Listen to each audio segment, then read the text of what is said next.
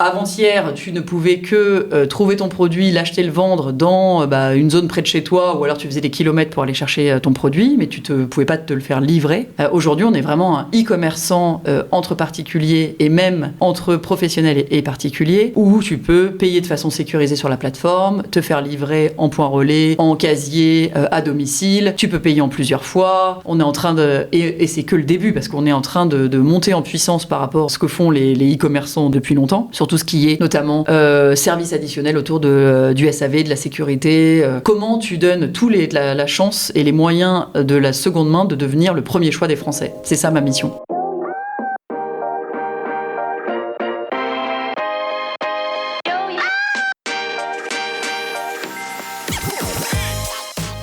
Bonjour et bienvenue parmi les Digital Doers, votre podcast source d'inspiration pour les acteurs de l'innovation. Ce programme est coproduit avec Comexposium pour l'événement incontournable qu'est le One-to-One Retail e-commerce de Monaco.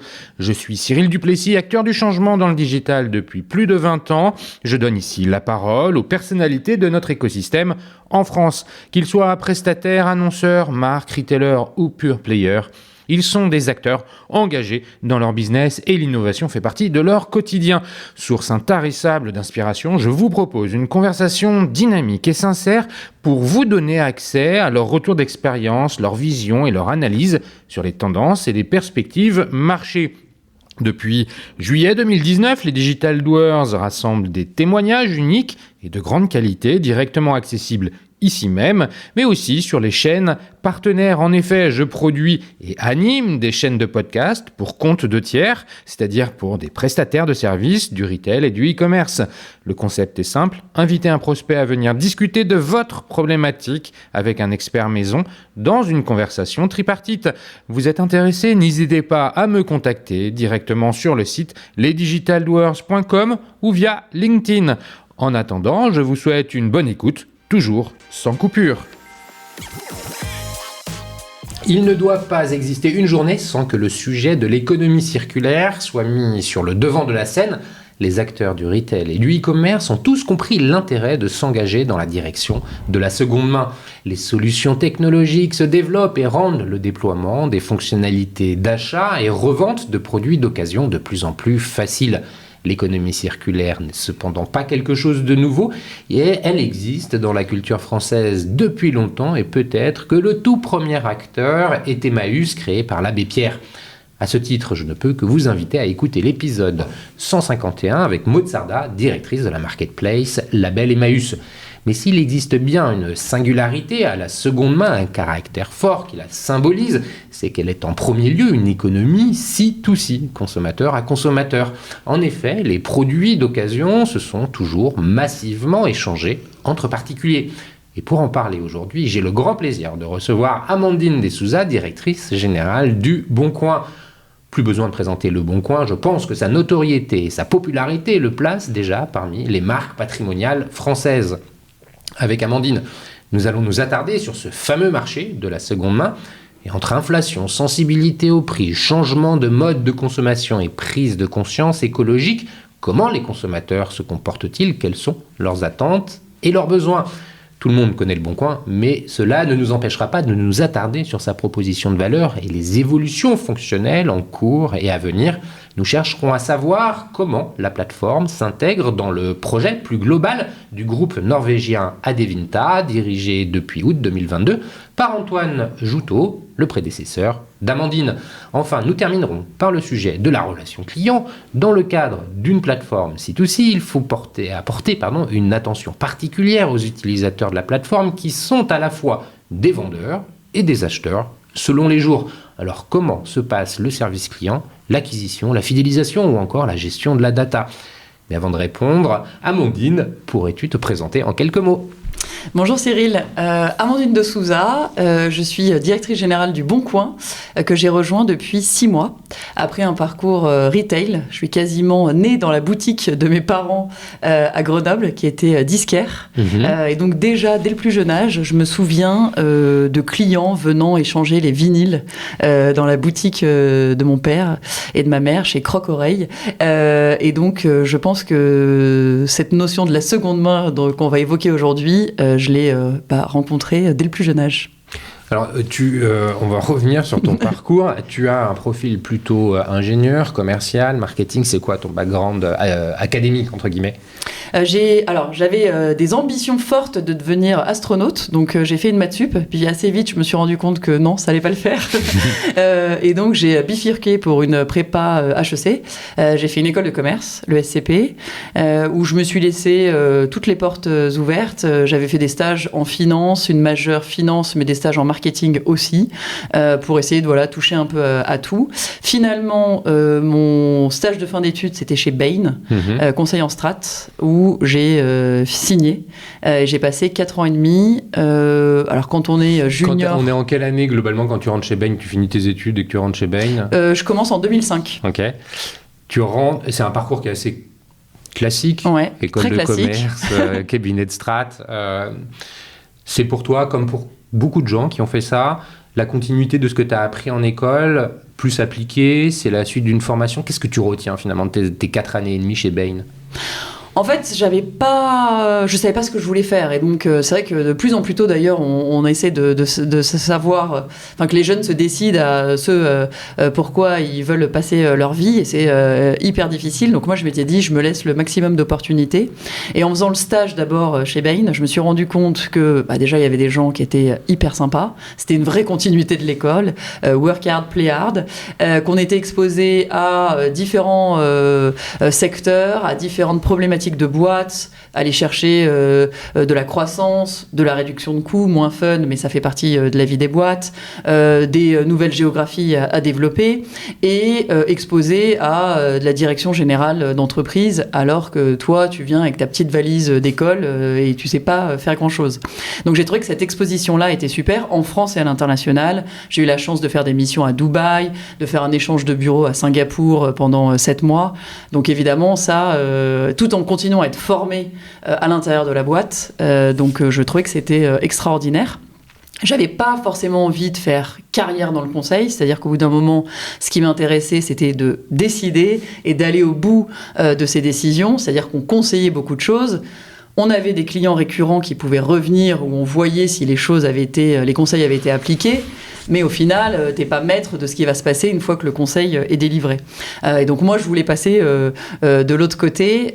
C'est pour ça que quand j'ai décidé de quitter le conseil après 4 ans et demi, je me suis dit, je veux un job direct opérationnel. Je veux pas passer forcément par une cellule strat pour à nouveau avoir une vision complète et puis décider de là où je pourrais avoir un impact opérationnel. Je veux un job opérationnel tout de suite. Donc du jour au lendemain, je me suis retrouvée chez Casino. Avant que tu te retrouves chez Casino, chez Bain, tu pars de chez Bain avec... C'est quoi l'asset ou les assets forts? C'est quoi? C'est une connaissance multisectorielle? C'est des méthodologies de travail? C'est un réseau? C'est quoi?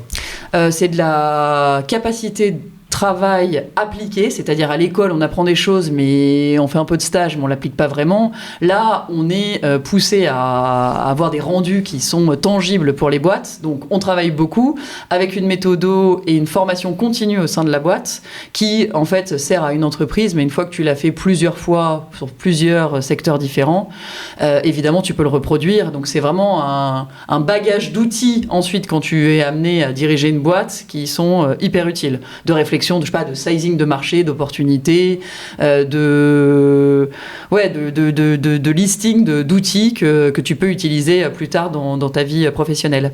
Tu pars évidemment avec un réseau très fort. Moi, j'ai encore des partenaires de Bain qui étaient déjà partenaires à l'époque, parce que moi, les stagiaires que je gérais, ils sont devenus partenaires depuis, mais les partenaires qui sont restés, certains sont des mentors auxquels je me rapproche régulièrement quand j'ai des questions sur mon avenir professionnel, sur des questions business, et qui sont toujours très à l'écoute, et plein de copains, parce qu'évidemment, c'est difficile, on bosse beaucoup, c'est intense, et à la fois, c'est une continuité de l'école, donc on s'amuse aussi beaucoup ensemble, et ça fait des amis, ça crée des amitiés pour la vie. Aujourd'hui, j'ai encore un très très gros réseau de personnes avec qui j'ai été chez Bain. Bon, merci pour cette précision, mais c'est intéressant que tu le dises parce que c'est pas souvent qu'on l'entend. intéressant et c'est vrai de comprendre.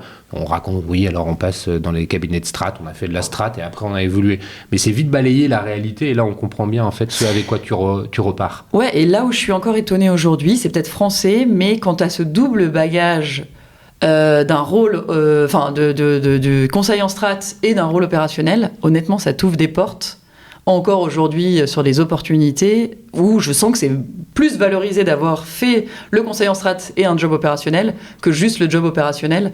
Donc je conseillerais encore aux jeunes qui savent pas trop ce qu'ils veulent faire.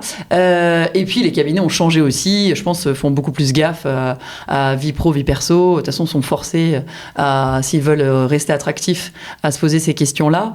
Voilà, mais non, j'ai aucun regret, bien au contraire, ça a été une super entrée en matière dans le monde du travail. Donc tu rentres après chez Casino, dans le groupe Casino, au niveau de la holding, de l'enseigne, c'est pour faire quoi ? Au niveau de la centrale d'achat, en fait, c'est une rencontre avec Jean Duboc, donc un manager de l'époque qui me fait confiance. Il y avait une greffe à prendre dans les deux sens, c'est-à-dire moi j'arrive, j'ai géré au maximum 3-4 personnes câblés comme moi, ingénieur ou école de commerce, mais voilà, pas très diversifié. Et là, du jour au lendemain, je me retrouve directrice de la maison, donc du secteur de la maison, donc art de la table, linge de maison, électroménager, un secteur. On se remet en 2009 qui est en plein boom, c'est-à-dire que c'est des univers qu'ils ont pris de l'univers du textile, de l'univers de l'électroménager et de l'univers des loisirs, parce que c'est la période des émissions de télé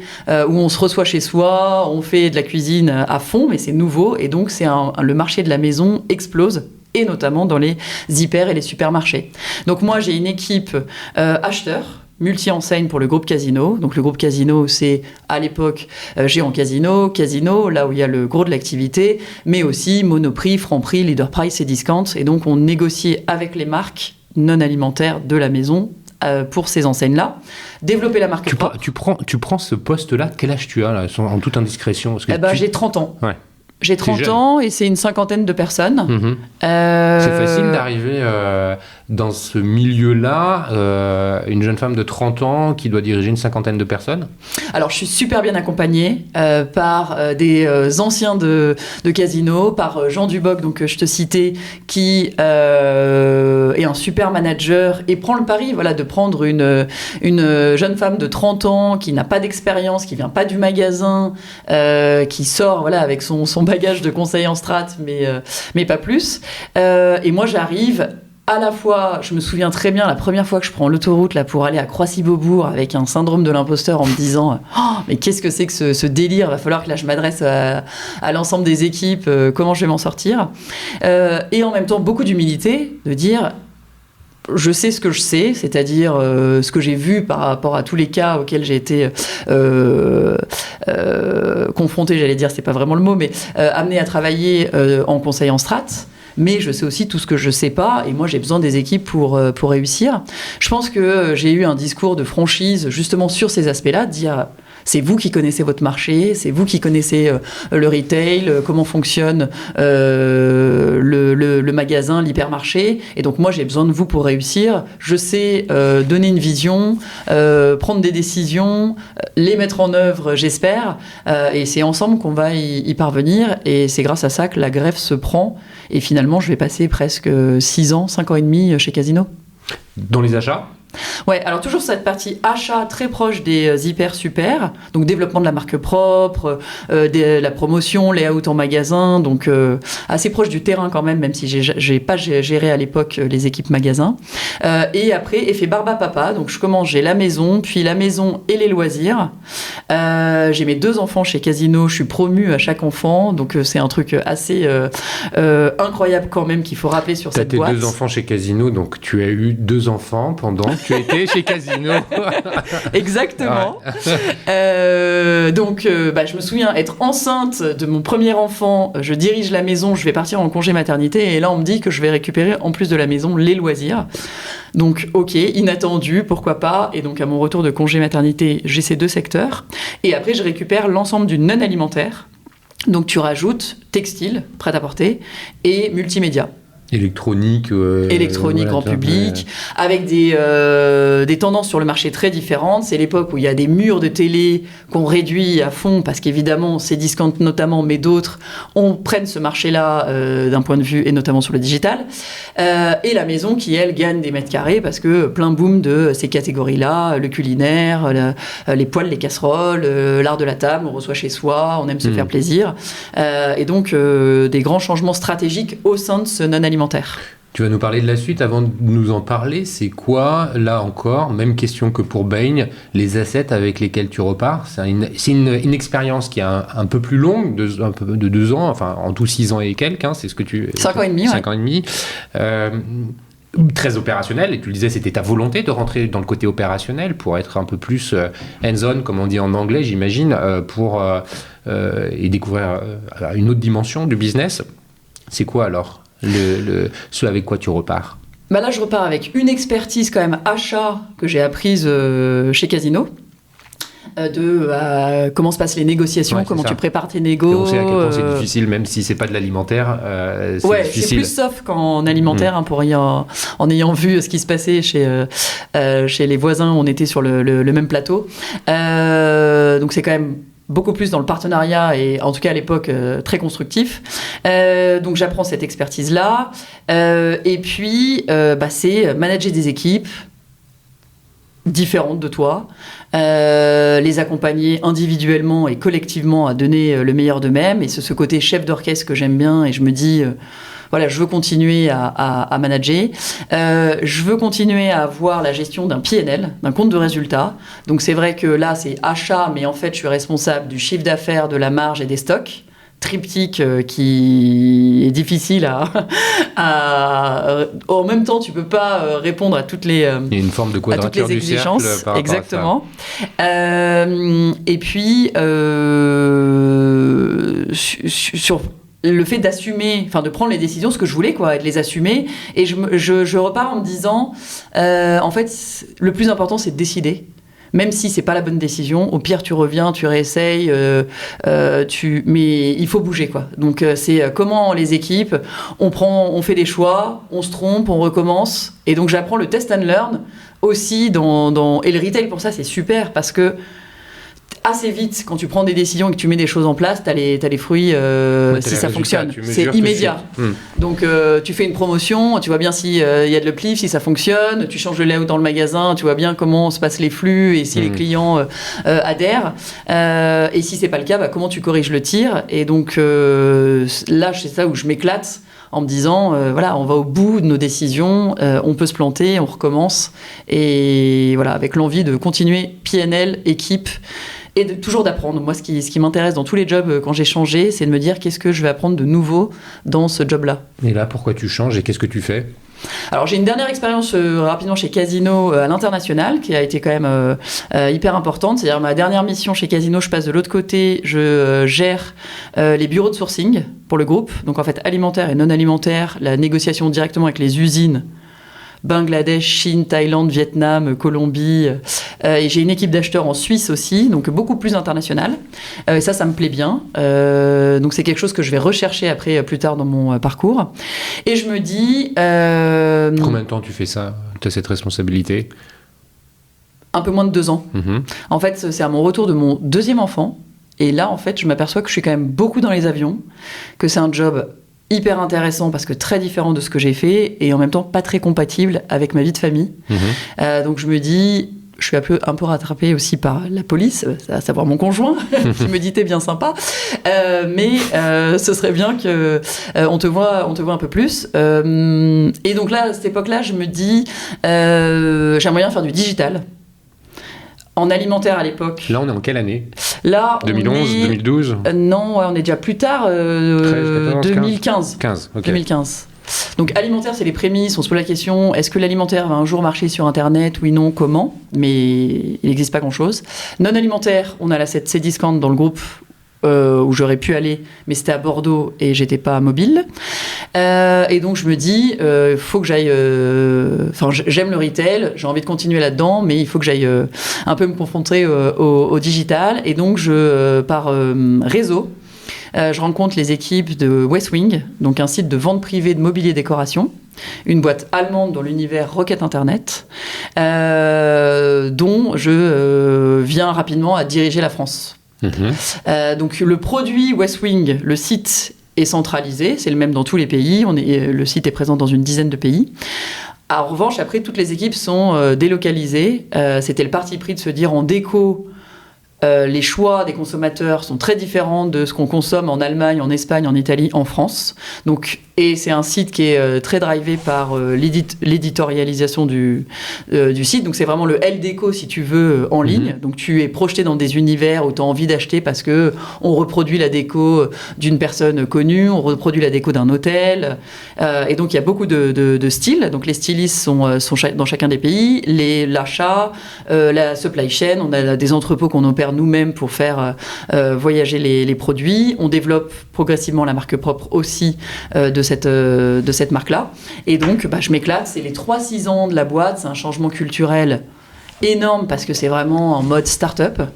J'arrive pour accompagner la croissance. On déménage de siège 2 fois, d'entrepôt 1 fois. Et donc, 3-6 ans, c'est-à-dire que c'est plus les tout débuts, mais tout le monde fait encore un peu tout. Et moi, j'arrive pour quand même porter cette croissance et structurer la boîte, c'est-à-dire mettre du mid-management, spécialiser les équipes. Donc, je vais chercher des experts, des achats, de l'offre, du style, pour un peu spécialiser les managers dans l'organisation. Là, tu es côté plus front par rapport au marché, ou c'est toujours très orienté sourcing, catalogue produit. Finalement, la vente, côté vente, est-ce que c'est quelque chose d'important pour toi dans ce poste-là ? Ouais, tu as les deux. T'as un vrai sujet, en plus on est peu connu, d'aller dénicher des fournisseurs qui veulent bien vendre des collections actuelles en vente privée chez nous, et ils le font parce que le cadre est très différent de ce que peuvent proposer, les volumes aussi, mais un vente privé de l'époque ou un showroom privé. Donc tu as beaucoup de sourcing, on passe nos vies à Maison et Objets dans les salons, aller trouver les bons fournisseurs qu'on partage en plus à l'échelle européenne pour ceux qui veulent.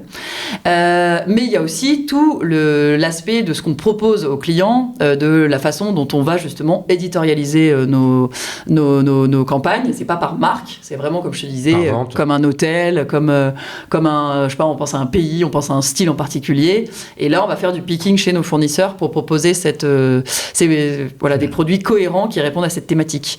Donc c'est beaucoup plus front que ce que j'ai fait chez Casino. Ouais. Tu y restes 3 ans. 3 ans. À l'issue de ces 3 ans, tu bouges ?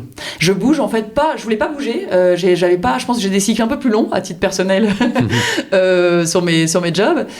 Mais par un ancien de Bain, Olivier Bron, qui est aux Galeries Lafayette, il me dit rencontre à titre exploratoire la DRH des Galeries Lafayette.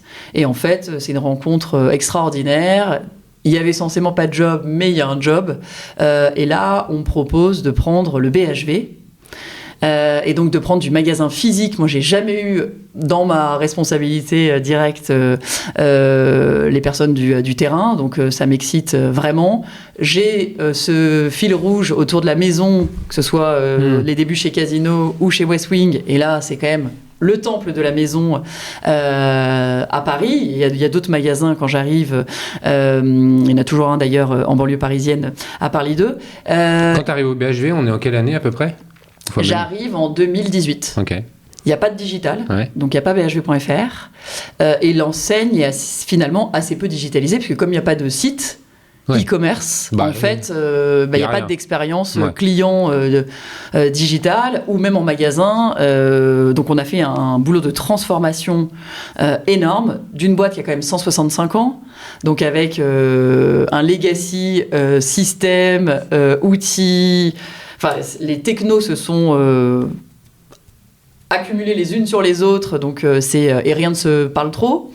On est quand même adossé au groupe Galeries Lafayette, donc on a quand même une force sur la supply chain, elle est partagée. Une partie des équipes techniques IT sont partagées. Donc évidemment, ça aide quand même à avoir... La mission qui était la tienne en arrivant au BHV, ça a été de digitaliser cette enseigne. Ça a été de réorganiser l'IT. Ça a été quoi en fait? Alors, tu avais une mission qui était, après 5 ans d'un repositionnement, où on était passé du BHV au BHV Marais, on avait développé le muscle de la mode au sens large, donc le prêt-à-porter, la beauté, en complément du bricot, du loisir et de la maison. Mais une fois que ce muscle-là a été développé, il y avait un bilan à faire et à se dire comment, quand même, par rapport aux autres grands magasins, et à son grand frère, les Galeries Lafayette, c'est quoi le positionnement unique du BHV? Et c'est quand même la maison, les loisirs et le bricolage. Donc comment on remuscle quand même cette partie-là, sans oublier la mode qui fait presque... l'univers de la mode au sens large qui fait presque 50% du chiffre d'affaires. Mais comment on réécrit une nouvelle histoire en allant chercher des nouvelles marques, des nouveaux styles qu'on n'a pas. Donc, en il y avait cohérence le côté... avec l'ADN d'origine. Ouais. Donc il y avait ce côté curation de nouvelles marques et repositionnement par des marques nouvelles ou des secteurs nouveaux qui n'étaient pas adressés à faire. Donc ça, c'est une partie vraiment expertise maison. Et l'autre partie, c'est la digitalisation, clairement. Développer bhv.fr. Et de bhv.fr, il y a en faire un site avec un revenu additionnel, aller chercher de la croissance sur ce canal-là, mais aussi transformer l'entreprise en profondeur, de pouvoir proposer des smartphones à nos vendeurs pour qu'ils puissent regarder si le stock est disponible dans le magasin, parce qu'on parle de 38 000 m² en plein cœur de Paris, donc si tu veux, c'est une sorte de village, ou est-ce qu'il est à l'entrepôt, sinon est-ce qu'on le commande et on le fait livrer aux clients, ou et en tout magasin, ou en magasin en click and collect, tout ça n'existait pas, et grâce au lancement du site e-commerce, avec une offre en propre qu'on maîtrise nous, parce qu'on a le stock dans le magasin ou en entrepôt, et une marketplace. D'entrée de jeu, on a les deux. Et grâce à ça, en fait, c'est une transformation en profondeur de l'enseigne. Tu y restes jusqu'à il y a 6 mois. Il y a 6 mois, tu arrives, donc c'est quoi, 4 ans et demi, 5 ans J'ai fait 5 ans au BHV, j'avais 3 casquettes. Achat, maison, bricole, loisirs pour le groupe Galeries Lafayette. Ouais. Donc toujours un lien avec le groupe Galeries Lafayette. Ouais. Ça, c'était quand même hyper intéressant d'être aussi une vision plus horizontale. Parce qu'il y a de la maison dans les Galeries Lafayette à Paris, en province. Rapprochement en plus avec la Redoute. Donc hyper intéressant. Le BHV, c'était le premier lieu physique où AMPM ouvrait un corner. Et ensuite, on a développé des corners AMPM, la Redoute intérieure, dans les Galeries Lafayette et le BHV, avant même que les Galeries Lafayette rachètent 100% de la Redoute. J'avais BHV, donc cette enseigne extraordinaire. Et quelques temps après que j'ai rejoint le groupe aussi, en tant que cliente, j'étais trop excitée, mais j'ai récupéré l'enseigne Italie. Donc un concept de food restauration qui ouvrait juste derrière le BHV, parce que l'idée c'était, il y avait la fondation d'entreprise des Galeries Lafayette pour l'art, il y avait le BHV pour le commerce, et il manquait un endroit pour vraiment magnifier ce sud-marais pour la gastronomie. Et donc on prend la franchise de Italie. Tu connais peut-être, grâce à tous les Italiens qu'il y a en Italie, ou ceux qui ont voyagé aux États-Unis connaissent celui de New York, qui est près du Flatiron, qui est une machine de guerre, un truc incroyable. Et donc, on ouvre, nous, Italie, juste derrière le BHV. Et une fois qu'il est lancé, je récupère aussi cette enseigne, avec encore... Voilà. Alors là, c'est ma petite start-up à l'intérieur d'un gros système. Et on s'éclate, parce que j'arrive 2018, pour rappel, très vite, les gilets jaunes, les grèves du 5 décembre 2019, je m'en souviens comme si c'était hier, qui immobilisent le pays, et ensuite le Covid. Voilà, on est bien. Ouais, donc ça a été une aventure de dingue. En deux mots, c'est quoi ce que tu retiens de ces années BHV, là, toute cette expérience que tu viens de nous décrire? Tu repars avec quoi pour arriver ici au Bon Coin, et tu nous diras un peu ta lettre de mission ici après?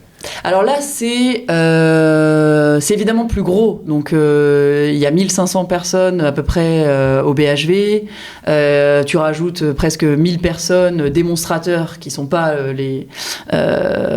sous contrat BHV, mais qui viennent travailler au BHV chaque jour sous contrat des marques partenaires. Et donc, voilà, j'apprends à bien m'entourer. C'est ça la clé, évidemment. Surtout avec mes 3 casquettes, il faut que je puisse m'intéresser à tout. En plus, j'aime bien aller dans le détail, comprendre comment les choses fonctionnent. Et en même temps, évidemment, de mettre le poids du corps ou créer de la valeur ajoutée là où c'est le plus pertinent que je passe du temps. Donc, de créer une équipe qui soit complémentaires, diverses, avec chacune des grandes forces et des expertises. Et donc, c'est pas un truc auquel je me dis, quand j'arrive au BHV, je vais revoir tout mon comité de direction. Moi, j'arrive toujours avec beaucoup d'humilité de me dire, il y a des gens qui sont sachants. Moi, j'ai jamais géré le grand magasin. Tout le monde te dit, le grand magasin, c'est très particulier.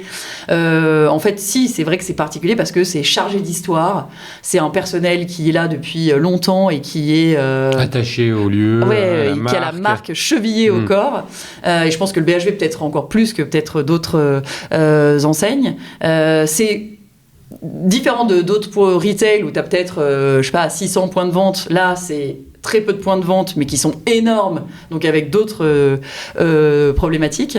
Et donc, mais finalement, assez vite, je m'aperçois que soit il y en a qui étaient au bout de l'histoire, soit il y en a qui suivent mon prédécesseur, et ça me donne, moi, l'opportunité de construire une équipe à mon image et voilà, complémentaire pour vraiment essayer, en chef d'orchestre, de les mettre dans les meilleures conditions possibles pour les faire travailler ensemble.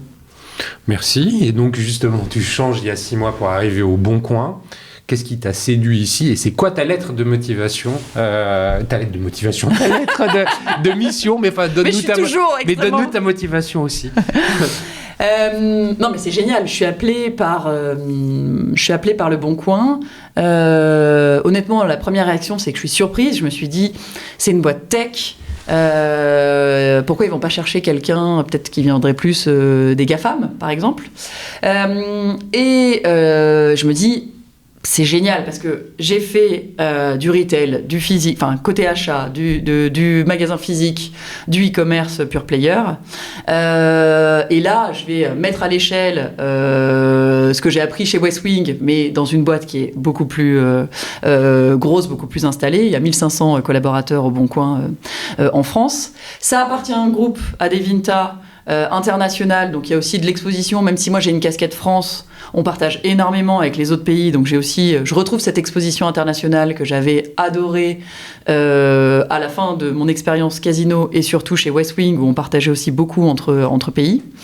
Et cet enjeu, je pense avec l'âge, d'avoir un alignement encore plus fort pour essayer d'avoir le meilleur impact ou le minimum d'impact sur la planète, de se dire travailler sur le sous-jacent de la seconde main. C'est quelque chose où on avait travaillé aux Galeries Lafayette sur Go for Good, d'essayer de labelliser, de donner à voir aux clients quels étaient les produits plus responsables que les autres dans une démarche de progrès. J'avais initié Celency au BHV, Culture Vintage, voilà, avec essayer de montrer. C'est difficile de trouver le bon business model parce qu'il y a beaucoup d'intermédiaires et de mettre ça au cœur, donc digital, tech et seconde main, c'était génial. Et puis, enfin, c'est génial.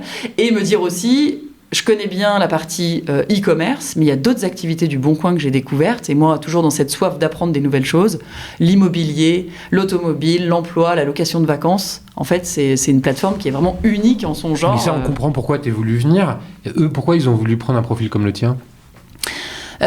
Écoute, tu le sais?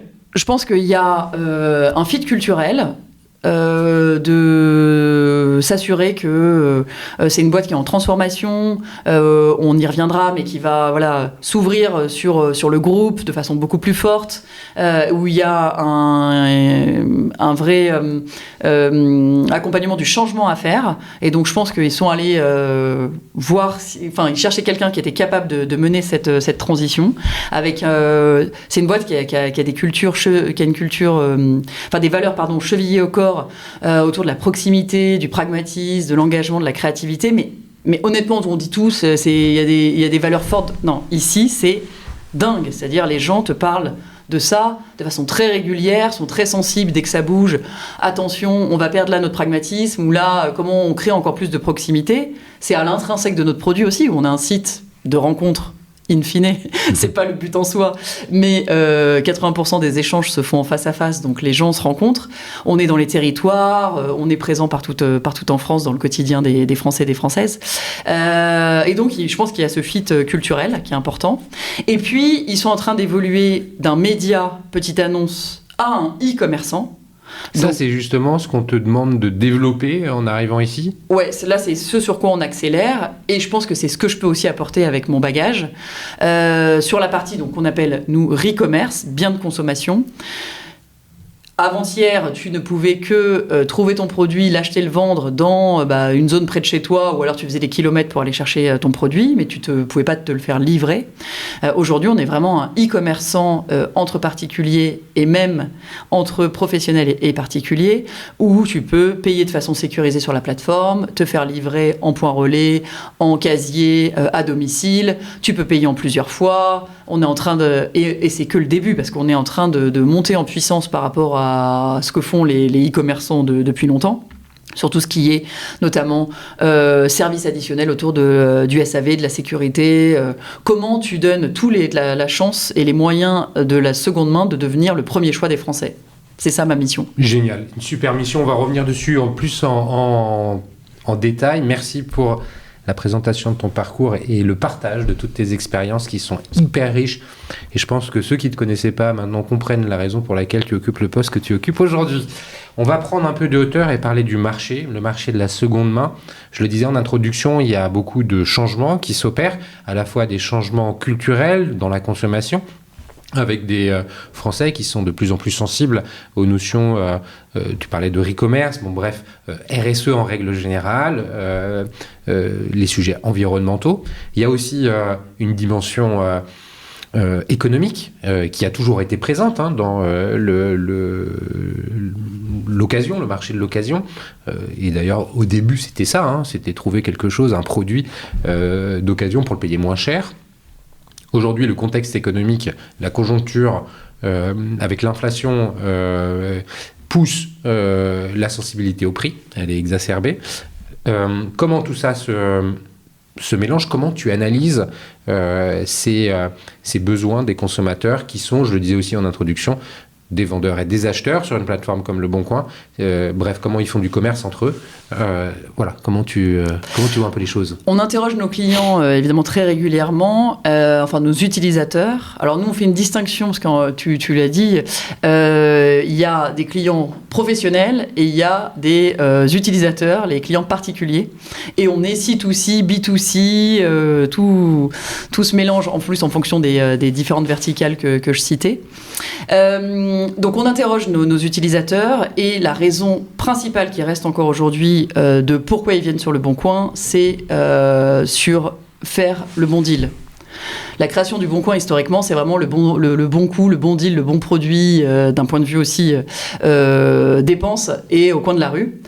Et donc 99% des acheteurs nous disent qu'ils viennent sur Le Bon Coin parce qu'ils savent qu'ils vont faire une bonne affaire et ils vont payer le produit entre 45 et 50% moins cher que s'ils l'achetaient neuf. Et de plus en plus, là, on voit avec la pression sur le pouvoir d'achat, l'inflation qui a été galopante ces derniers mois, que de plus en plus, ils se disent je pourrais pas me payer ce produit-là si je l'achetais pas en seconde main. Donc, oui, c'est-à-dire qu'en fait, tu es en train de dire qu'il y a des consommateurs qui ne se seraient jamais tournés vers la seconde main il y a encore quelques temps, ils seraient allés acheter le produit neuf, mais aujourd'hui, ils arbitrent finalement leurs achats en donnant la priorité à l'occasion. Exactement. Donc ça, c'est un driver très fort. Et en même temps, c'est vrai, il y a une prise de conscience d'essayer d'avoir une consommation plus responsable. Et donc ça, on voit ce pourcentage d'acheteurs. Chaque année, ça progresse. Et là, c'est 93% des acheteurs qui nous disent qu'ils viennent aussi sur Le Bon Coin parce qu'ils ont l'impression, grâce à la circularité des produits, d'avoir un impact plus positif, une consommation plus responsable dans leur quotidien. Et c'est vrai que c'est assez rare. Quand tu regardes en alimentaire, si tu essayes de consommer parfois local ou bio, souvent ça te coûte plus cher. La beauté de la seconde main non alimentaire, c'est que tu arrives à joindre du moins cher et du plus responsable. Donc c'est un positionnement sur lequel je suis évidemment convaincu, mais qui a encore de beaux jours devant soi. Et tu le disais, le marché, il n'y a pas une journée où il n'y a pas une initiative d'une marque, d'un retailer qui essaye de se lancer. Et c'est bien, moi je suis ravie que ça pousse de partout sur ce marché de la seconde main, poussé, on va pas se mentir aussi, par le réglementaire, où il y a plein de produits qu'on peut plus jeter aujourd'hui, et tant mieux, donc il faut bien les écouler. Les marques essayent de maîtriser leur univers de marque, donc le font sur leur site. Mais moi, je pense qu'ils vont pas pouvoir se passer à un moment donné aussi, peut-être d'être partenaires avec nous. C'est pour ça qu'on développe une offre pour les professionnels, parce qu'on a une audience extraordinaire. C'est un Français sur 2 qui se connecte à la plateforme chaque mois. On a entre... Un Français sur 2, donc c'est quoi? Un consommateur On a entre 28 et 30 millions de visiteurs uniques par mois. Okay. Donc c'est plus de 50% de la population Internet qui vient sur la plateforme tous les mois. Mmh. Donc on a cette audience-là, c'est notre pépite. Et pour accélérer l'écoulement, bien sûr qu'ils peuvent le faire sur leur propre plateforme, mais ils peuvent aussi venir le faire. Sur comment tu vas leur proposer de venir utiliser la plateforme. Mais justement, tu dis que les marques en général, elles sont en train de prendre conscience, je pense poussées quand même par les consommateurs, de l'intérêt du reconditionné. Alors, tu dis e-commerce, reconditionné, seconde main, tout n'est pas la même chose. Hein. Ouais. Justement, comment tu peux définir ces grandes notions? Bon, je te donne la parole, j'ai bien une idée de la réponse, mais Alors, on dit seconde main, c'est vraiment, tu as un produit que tu as utilisé chez toi depuis peut-être plusieurs années. Je sais pas, tu avais un bureau dans ta chambre d'enfant, ton enfant a grandi, tu vends le bureau, seconde main. Après, on se dit seconde vie. Donc ça, c'est le reconditionné. Pour moi, c'est en adéquation dans cet univers de la circularité, où là, tu vas rendre un produit digital. Souvent, tu vas passer par un professionnel qui va devoir faire une action pour le remettre comme s'il était neuf, et ensuite le revendre. Et puis après, tu peux aller même jusqu'à la seconde chance. Nous, on laisse aussi ça, c'est-à-dire que c'est des produits... Parfois, ils n'ont même pas été utilisés, donc c'est vrai qu'ils peuvent être considérés comme neufs, mais ils ont voyagé, c'est un retour e-commerce, le packaging est abîmé, c'est un modèle d'exposition en magasin, il a peut-être une petite tonche sur le côté, un petit éclat de peinture qui a sauté, mais il a été quasiment peu ou pas utilisé. Et ça aussi, donc on dit seconde main, seconde vie, seconde chance. Tout ça, ça fait partie de l'univers du Bon Coin en tout cas, et de ce que je considère moi comme la circularité. Comment vous analysez les besoins des consommateurs? Est-ce qu'il y a des sondages qui sont faits? Est-ce que vous les écoutez d'une façon ou d'une autre? Tu parlais de données déjà sur qui ils étaient, mais comment vous faites en fait, pour les obtenir? Nous on a une source de data qui est extraordinaire de par l'usage de la plateforme, et donc on a une plateforme d'insight. Le Bon Observatoire, ça s'appelle, c'est accessible d'ailleurs à tous, et dans lequel on fait sur tout segment de marché, demandé par des marques en particulier ou nous parce qu'on s'intéresse, comment consomment les différents utilisateurs sur la plateforme. Ce qui est génial avec le Bon Coin, aussi parce qu'on a cette masse d'utilisateurs, c'est qu'on arrive à avoir à chaque fois des panels assez importants pour tirer des conclusions, et on voit tous les moments de vie. On est capable de voir quand tu déménages, si tu as acheté un appartement sur le Bon Coin, quand tu as un enfant parce que ou quand tes enfants grandissent parce que tu vas revendre les poussettes ou acheter le lit parapluie. Et donc c'est ça qui est intéressant, et ce pourquoi sur la partie, parce qu'il y a un autre aspect dont on n'a pas parti, on a une régie publicitaire. Donc les marques qui vendent, pas forcément d'ailleurs sur le Bon Coin, viennent pour l'audience du Bon Coin. Et on est capable d'adresser des moments très précis de la vie. Si tu veux adresser les personnes qui ont bougé dans ces derniers mois de Paris à Bordeaux, parce que tu es un service de déménageur sur site ou je sais pas quoi. Bref, on peut cibler ces gens-là. Donc, on a de la data, on a une équipe de data, c'est une tribe dans les équipes tech dédiées avec plus de 70 personnes qui nourrissent la data, mais aussi qui nourrissent pour le machine learning, pour tout ce qu'on va développer sur la plateforme. Donc, on a une source, une mine d'or. Énorme, justement, ce qui vous permet une analyse du marché que vous exploitez en interne. Est-ce qu'il y a une notion de mesure de la taille du marché de la seconde main qui existe? Est-ce qu'on parle de milliards? Comment on chiffre ça? Ouais, alors nous, on chaque année, grâce à un partenaire qui s'appelle Archipel, on fait la même étude en plus dans le temps, donc on voit comment ça évolue. Parce que comme il y a des choses qu'on maîtrise, tout ce qui passe par le e-commerce, on voit de bout en bout ce qui s'est fait. Il y a des choses qu'on estime, parce que quand en fait le contact il peut être pris sur la plateforme, ça échange dans le chat, et puis après le produit il est retiré de la plateforme. On a un questionnaire pour savoir s'il a été vendu par le Bon Coin ou pas, mais c'est répondu de façon plus ou moins aléatoire par les utilisateurs. Mais donc on fait des estimations. L'année dernière, 111 millions de biens auraient été échangés sur le Bon Coin. Et on considère que, en fait, on a... Le gros du marché est encore physique. Donc, les brocantes, les trocs passent pas forcément par une plateforme. Ensuite, le digital, et ce marché-là, il croît à peu près à 20% par an. Le digital prend des parts de marché. Le Bon Coin, mais d'autres, toutes les initiatives dont on a parlé qui se passent beaucoup en ligne. Et après, c'est très différent en fonction des catégories. Grâce à Fox Intelligence, on suit ce marché de la seconde main.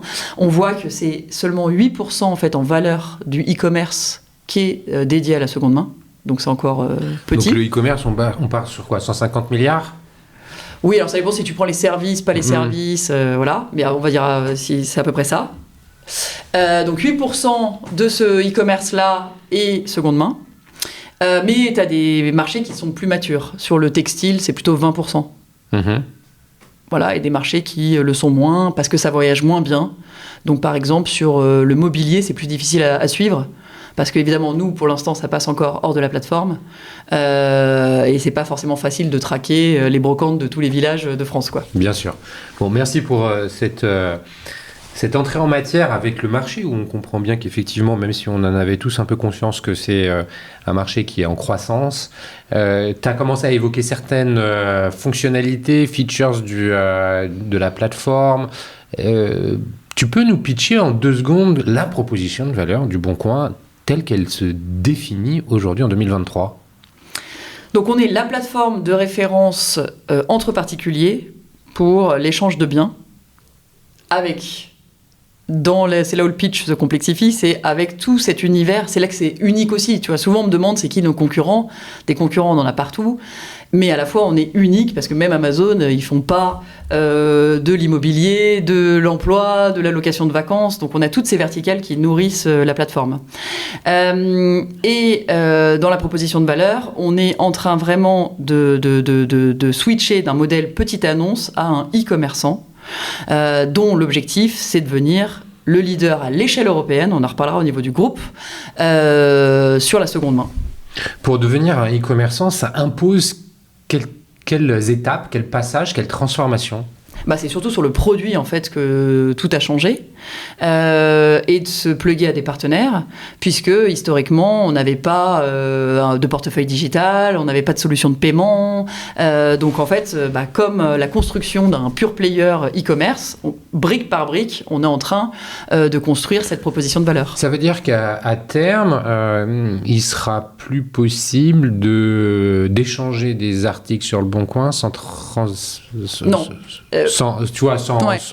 qu'il y ait une transaction financière sur la plateforme, ou ça restera toujours possible ? Ça restera toujours possible. Notre force, que personne ne pourra nous prendre, justement, c'est de se dire que, déjà, on va être très accessible. Donc, on a un produit qui est extrêmement simple, où même les personnes les plus averses au digital peuvent avoir accès au Bon Coin pour échanger leurs biens. Et on veut pouvoir avoir cette proximité. 80% des échanges se font aujourd'hui en face à face encore. On pense qu'on va peut-être arriver à un moment donné à 50-50, mais on veut que les personnes puissent continuer à faire des échanges physiques aussi parce que c'est un moyen social quand même, un peu peut-être dans l'émotionnel de rencontrer des personnes, et il y en a plein de jolies histoires là-dessus, mais aussi d'un point de vue impact, c'est plus facile si le produit tu vas le chercher chez ton voisin de palier que si tu le fais voyager en France. Donc cette option-là, on la garde. Maintenant, tout n'est pas possible, il y a des gens qui ne veulent pas se rencontrer, il y a des gens qui n'arrivent pas à trouver le produit proche de chez eux, et donc là tu leur proposes des solutions simples de e-commerçant classique pour qu'ils puissent le faire. Et là on a encore énormément de choses à explorer, que ce soit sur la fidélisation, sur avoir un abonnement pour la livraison, avoir des garanties. Comment on arrive, il y a un Français sur 2 qui vient sur la plateforme, le Français sur 2 qui vient pas.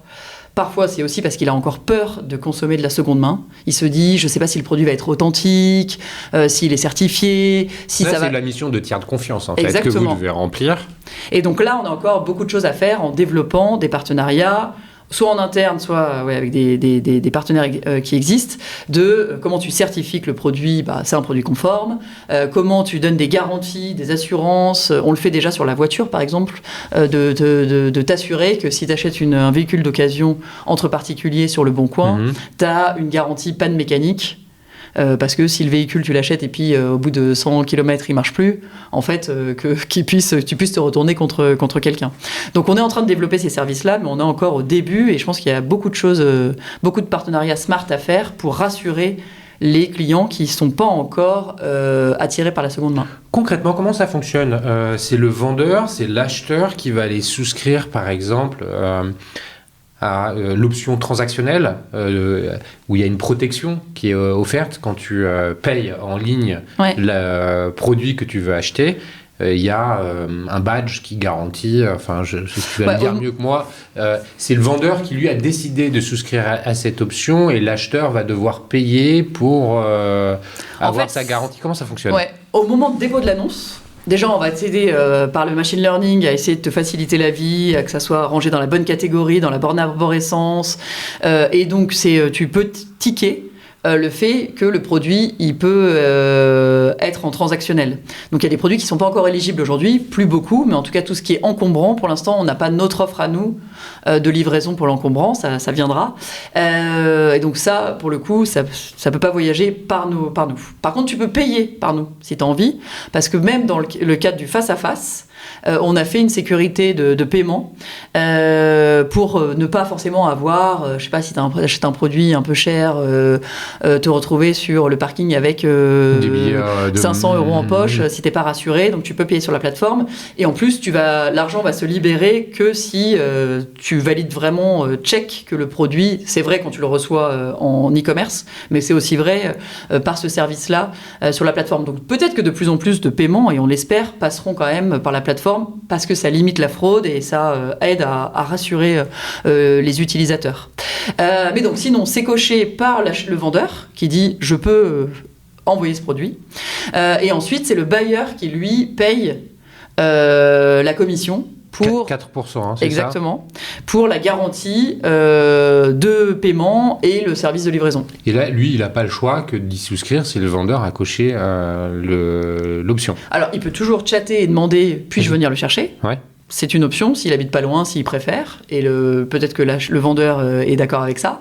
Et sinon, s'il n'a pas envie ni d'être en contact, ni quoi que ce soit, mais qu'il veut se faire livrer le produit, il paye les 4%. Mais il peut aussi le payer en ligne et aller le chercher, je te dis ça, parce qu'il se trouve que mon fils, hier, a fait cette expérience-là en achetant un boîtier d'appareil photo, et qu'il a payé en ligne, il a découvert qu'il y avait 4% de commission supplémentaire, et il trouvait que ça le prenait dans ses économies, bref, et il me dit tu poseras la question à Amandine demain, comment ça fonctionne. Non mais en fait, c'est justement pour garantir ce paiement et de pas avoir... Il est allé à Paris, porte d'Orléans, récupérer avec le vendeur le boîtier d'appareil photo qu'il était achetait. Plus sécurisé de ne pas avoir l'argent sur lui et d'échanger l'argent dans la rue. Exactement. Voilà, donc tu lui diras, c'est pour ça les 4%. Donc ça, on est rentré dans le cœur en fait de ce qui fait la plateforme Le Bon Coin, du Bon Coin. C'est pénible avec Le Bon Coin, on ne sait jamais comment on faut dire. C'est pas facile. En français, on a envie de dire quand même du Bon Coin. Tout le monde comprend. C'est quoi les autres dimensions importantes pour devenir encore plus e-commerçant ? Et puis, parle-moi un peu de la façon avec laquelle l'avenir du Bon Coin se dessine au sein du groupe. Probablement qu'Antoine, d'ailleurs, Joutot, doit jouer un rôle pour favoriser un développement du Bon Coin à l'échelle internationale. Mais Bien sûr, alors, il y a là une toute nouvelle offre qu'on a pour les professionnels. Justement, ce que je te disais de ce qu'on considère sur le reconditionné ou les produits qui sont en magasin, retour e-commerce, ils ne savent pas quoi en faire, modèle d'exposition. De plus en plus, on propose, parce que le réglementaire, loi AGEC, on ne jette pas les produits, on ne baigne pas les produits, on ne brûle plus les produits, et tant mieux. Donc comment on accompagne les professionnels aussi à vendre ces produits-là sur Le Bon Coin ? Et donc là, on est au tout début, de façon manuelle, on a un partenariat avec Auchan ou avec Boulanger, de façon manuelle, les magasins peuvent décider, pour favoriser l'écoulement, parce qu'ils ont accès à cette audience énorme, de mettre les produits, en plus du magasin physique, sur la plateforme. Donc là, le vendeur, c'est Boulanger ou Auchan. Exactement. Donc et c'est à eux que tu vas acheter en tant que consommateur, tu vas acheter Boulanger ou Auchan sur la plateforme du Bon Coin. Ouais. Ils peuvent te livrer, mais ils peuvent te dire aussi, non, tu viens le chercher, donc ça fait drive to store. Et ça, on s'est dit, donc c'est bien de pouvoir le faire de façon manuelle, mais il faut qu'on essaye de le faire de façon automatique. Donc on est en train de construire vraiment cette marketplace professionnelle où on a des connecteurs qui sont en train d'être alimentés sur la plateforme. Donc on travaille d'abord avec Shopping Feed. Là, on a un nouveau connecteur qui arrive en fin d'année, Sellermania, où on peut, pour des marques qui ont pas mal de stock, développer des API dédiés. Donc The Brand Collector, par exemple, arrive sur la plateforme pour du vintage luxe, accessoires et prêt-à-porter. Et donc là, ils viennent de façon plus professionnelle sur la plateforme. Donc le jeu, ça va être de se dire, selon les catégories de produits, quel est le bon niveau d'offre entre particuliers, ou là où le professionnel a un rôle à jouer. Évidemment qu'on veut rester une plateforme entre particuliers, mais on veut aussi aider les professionnels. Et il y a certains marchés, typiquement on prend l'électroménager ou le multimédia. Et bien évidemment que là, la part de professionnels, elle sera forcément beaucoup plus forte en proposant du reconditionné, parce que tu es plus rassuré d'acheter un iPhone qui a été reconditionné et qui fonctionne, ou qui a un peu la garantie d'un professionnel qui l'a révisé, que l'iPhone de ton voisin où tu sais pas trop... Quelle est son histoire. Exactement. Et là, c'est là où on est aussi qu'au début, c'est que quand tu viens du retail comme moi et que tu arrives au Bon Coin, c'est génial parce qu'il y a encore tellement d'histoires à écrire sur ce marché de la seconde main qui a un potentiel de dingue, mais surtout on considère le e-commerce comme un tout, le bien de conso.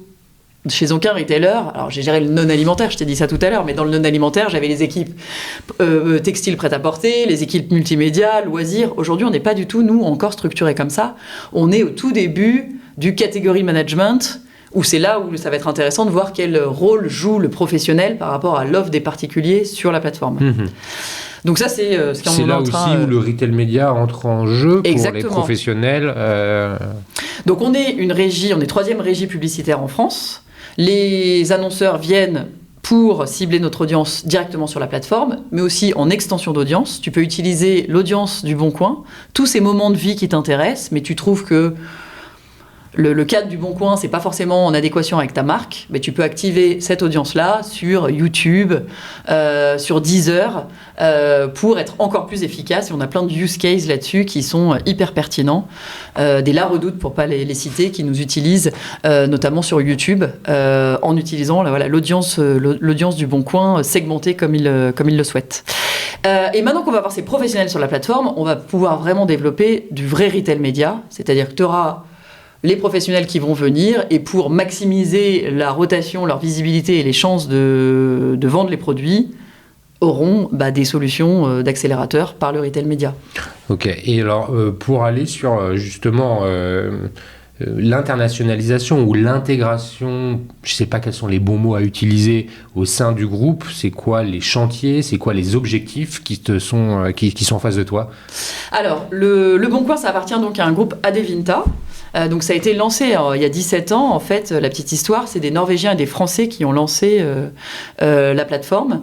Et donc les Norvégiens, Schibsted, ils sont toujours au capital. C'est une boîte de médias scandinave norvégienne. Et donc par construction, on a racheté en 2021 la partie petite annonce d'eBay. Et donc on s'est retrouvé à avoir des homologues du Bon Coin, chacun sa marque et ses savoir-faire, mais on va dire sur le même business model de petite annonce dans les différentes verticales, mais avec bien de consommation en majorité, en Allemagne, en Italie, en Espagne, en France, au Benelux. Après, on a des activités dont je te parle moins, mais c'est juste pour te le mentionner, au Canada, au Brésil, en Irlande, Kijiji, et en Autriche. Mais nous, on se concentre déjà sur ce qu'on appelle l'Europe des 5. Et là, on a un projet extrêmement ambitieux de converger nos plateformes généralistes. Parce que dans ces pays-là, petite parenthèse, tu as des plateformes généralistes comme le Bon Coin ou des plateformes spécialisées. En Allemagne, par exemple, tu as Mobile qui n'est que sur l'automobile. Nous, le Bon Coin, historiquement, quand on a racheté des entreprises, Avant de Louer, Vide Dressing, on les a absorbés, intégrés dans la plateforme du Bon Coin avec tout leur savoir-faire. On a énormément accéléré sur le e-commerce grâce à Vidressing. La marque n'existe plus en tant que telle, mais tout le savoir-faire de Vidressing a bien servi les utilisateurs du Bon Coin.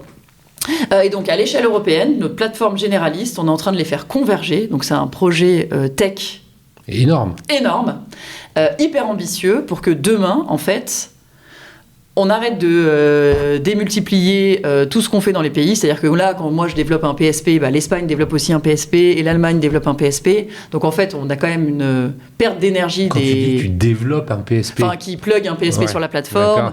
Quand on développe la connexion avec un livreur. Oui, il y a une forme de rationalisation des devs. Tout est fait démultiplié par le nombre de pays dans lequel on est. Donc en fait, on rassemble nos équipes produits et tech, on rassemble notre plateforme technique. Et une fois qu'on aura ça, on va du coup avoir toute cette force produits et tech pour être beaucoup plus fin dans ce que je te disais, arrêter de regarder bien de conso comme un tout, mais être beaucoup plus fin dans les parcours et d'avoir un arbre très différent, une arborescence très différente entre le textile et le multimédia. Il y a une cohérence qui va se faire. Comment le chantier se met en place? C'est-à-dire que tout repart from scratch, on réécrit une plateforme, ou alors on utilise, une de référence, à tout hasard le Bon Coin, et on va aller la customiser pour qu'elle puisse, ou la reformater un peu pour qu'elle puisse répondre aux besoins de tous les autres. Comment ça fonctionne? Ouais, on s'appuie sur les savoir-faire de toutes les équipes. Donc c'est pour ça que toutes les équipes produits et tech de tous les pays progressivement commencent à travailler ensemble. Et on s'appuie sur la plateforme du Bon Coin qu'on adapte pour qu'elle puisse être le réceptacle de tous les savoir-faire des autres pays. Et donc on commence par les deux plus gros pays, la France et l'Allemagne. Donc ça, c'est le côté tech de l'intégration au niveau du groupe. Est-ce qu'il y a aussi des ambitions business pour le Bon Coin avec le groupe, c'est-à-dire se développer un peu ailleurs ou autrement, ou je sais pas? Tu as des ambitions business liées à cette convergence, au fait que donc on va libérer de la bande passante pour produits et tech pour être toujours meilleur, mais aussi grâce à cette plateforme, on va pouvoir faire du cross-border, ce qu'on ne fait pas aujourd'hui. Et donc si tu habites, je sais pas, à Strasbourg et que le produit, tu l'as pas, mais qu'en Allemagne, tu as un produit qui te convient, tu pourras demain le faire venir d'Allemagne. D'accord. Ce qu'on ne peut pas faire aujourd'hui. Les plateformes sont vraiment toutes... ne discutent pas entre elles. Non. Tu l'as évoqué. Alors merci. Est-ce qu'il y a d'autres points importants dans l'intégration du groupe qu'on n'aurait pas évoqué, ou est-ce qu'on peut passer à la partie data service client? Non, c'est déjà l'ambition très forte autour de ce projet européen. Et comme tu le disais, c'est Antoine Joutot qui porte ce projet-là. La vision, elle est hyper claire, et donc on est à fond derrière lui pour délivrer ce programme. J'en doute pas. Et il doit compter sur vous aussi pour l'accompagner dans cette transition. Justement, tu as commencé à l'évoquer tout à l'heure, la data, c'est quand même un point hyper important. Vous en avez une masse phénoménale. Je le disais, les utilisateurs, dans les particuliers, ce sont des vendeurs et des acheteurs, et qu'un jour, un vendeur peut se transformer le lendemain en acheteur et vice-versa. Comment tu fais pour soigner la relation avec cette singularité? Comment tu fais pour faire de l'acquisition? Est-ce qu'il y a besoin encore de faire de l'acquisition? Tu as évoqué tout à l'heure aussi le mot de fidélisation. Bon, bref, comment on fait pour gérer la relation avec ses utilisateurs? Alors, ouais, tu l'as dit, les vendeurs sont des acheteurs un jour et le lendemain, et les professionnels sont aussi des particuliers. Ouais. Donc, quand tu t'adresses aux professionnels de l'immobilier, c'est aussi potentiellement lui qui va peut-être mettre son appart en direct sur le Bon Coin ou acheter sa voiture demain sur le Bon Coin. Donc, c'est vrai que tu as une sorte de mélange des genres. On essaye d'activer les deux facettes. Donc, on va aussi bien... par cette manne de données, évidemment, réussir à pas trop pressuriser l'utilisateur. Mais si on a quand même des patterns. On voit ceux qui sont plus acheteurs, ceux qui sont mixtes, ceux qui sont plus vendeurs. Et en fonction de ça, tu vas recevoir la bonne newsletter qui va bien en disant si tu as ce top 10 produits qui sont les produits les plus recherchés en ce moment sur la plateforme, chez toi ou dans ton dressing, n'hésite pas à les diffuser. Et à l'inverse, si moi je suis par exemple The Brand Collector qui arrive sur la plateforme, là je vais recevoir, comme ils savent peut-être que cette personne est fan de luxe vintage, je vais être, en fonction évidemment assez classiquement de mon utilisation de la plateforme, être sollicité là-dessus. Donc c'est par l'analyse de cette data et beaucoup de machine learning et de segmentation qu'en fait on arrive à avoir le bon message pour le bon utilisateur. Et donc ce que toi tu vas recevoir en fonction de qui tu es sur la plateforme sera très différent de ce que moi je reçois en push notification, en CRM, en retargeting sur quand tu vas ouvrir ton Instagram, etc. Tu as besoin de recruter encore ? Et si oui, comment tu fais ? Ou est-ce que c'est la rétention ? Ou est-ce qu'il y a une telle notoriété qu'aujourd'hui, le recrutement, il n'est pas nécessaire ? Comment ça... Moi, je pense qu'on a toujours, évidemment... Alors, on a été leader en Visitora sur le premier semestre, premier site français e-commerce en Visitora devant Amazon. Donc, je peux dire qu'on n'est pas peu fiers. Donc, on a le trafic. Les gens connaissent Le Bon Coin. C'est génial. Tout le monde a sa petite histoire avec Le Bon Coin quand tu dis où tu travailles. Mais malgré ça... il y a quand même 50% des utilisateurs e-commerce, Internet, qui ne vont pas encore sur la plateforme. Donc, on peut toujours aller chercher des nouveaux clients. Quand on a notre taille, ce qui fait bouger les lignes d'un point de vue haut de funnel, c'est la télé. Donc, on est quand même présent de façon continue en télé, avec ce parti pris de ce qu'on appelle le cercle vertueux chez nous. C'est vraiment, même si au final... tu vas peut-être vendre un appart ou acheter une voiture, c'est le bien de consommation qui fait venir sur la plateforme et c'est pour ça qu'on est connu. Donc on alimente vraiment dans toutes nos communications autour des produits biens de conso. De plus en plus dans nos communications télé aussi d'expliquer justement qu'on peut faire du transactionnel. C'est pas encore connu de tous. Les gens ils pensent encore que c'est avec son voisin. Donc on alimente ça et donc on a une vraie ambition, comme on est dans la culture du delivery, qu'il y a des nouvelles features qui sortent tout le temps, c'est comment on arrive à faire savoir à peut-être des clients qui sont des utilisateurs qui sont pas venus depuis quelques temps qu'en fait c'est en perpétuelle amélioration et qu'on est capable de faire tout ça. Donc la télé en haut de funnel c'est ce qui nous sert le plus et ensuite des leviers assez classiques, mais on fait finalement par rapport à d'autres e-commerçants peu de SIA. Et donc on va beaucoup utiliser CRM, push notif, email pour activer les clients de la plateforme. Quelques questions vite qui me viennent en tête avant de conclure. C'est quoi qui est le plus utilisé ? L'app, le site, comment ça fonctionne ? Quelle est la répartition ? 70% du trafic se fait sur l'app. Ok. Donc vraiment mobile first. Et mobile first, si tu regardes tout, c'est 90% mobile. D'accord. Donc le delta, c'est web mobile, quoi. Ouais, web mobile. Ouais. D'accord. Autant que les acheteurs que les vendeurs.